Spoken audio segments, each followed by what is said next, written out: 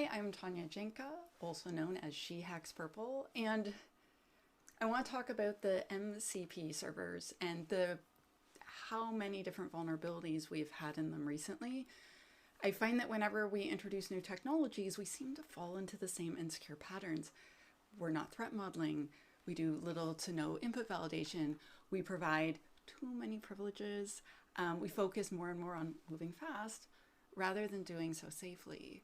And unfortunately, I feel like we're here again with MPC servers.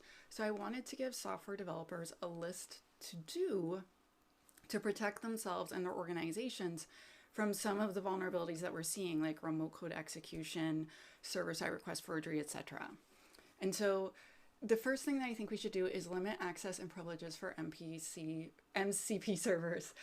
So do not give root, read access only, local access only, and that means doing the real loopback. So 127.0.0.1, not 0.0.0.0, because that's got some flexibility and we want zero flexibility.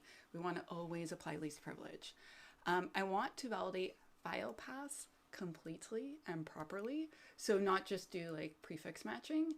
And I want to resolve our symlinks properly. We need to be very careful with this. With server-side request forgery, or SSRF, being a huge giant concern, we need to follow like the best practices we would normally do to avoid it, which includes blocking egress routes. That means proxy and firewall, using allow lists. I made a list so that I wouldn't miss anything because I get excited. We want to be very careful when we're resolving and validating host names so that we can avoid DNS rebinding attacks. We want to block important and powerful endpoints like cloud controls and dashboards, etc. So if you need to, look up server-side request forgery mitigations.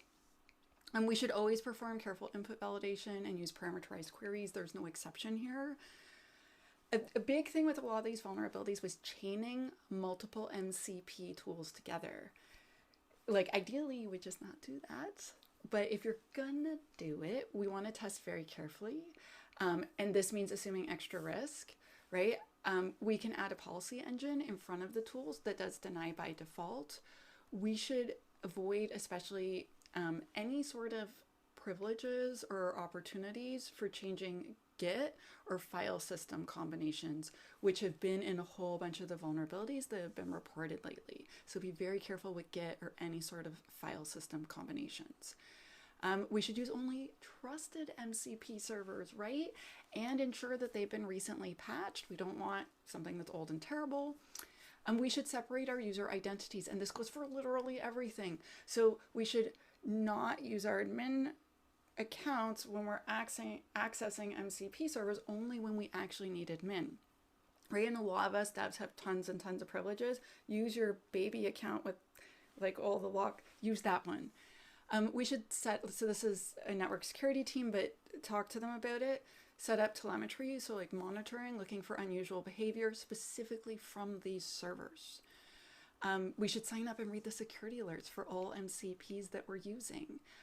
We should follow any cloud provider advice. So for instance, AWS, they have advice for enforcing IMDS version 2, blocking access to 192.254, 169.254. I'll put that in the notes below because that's a lot. Restricting metadata access. You should check with your cloud provider and see if they have more advice for you.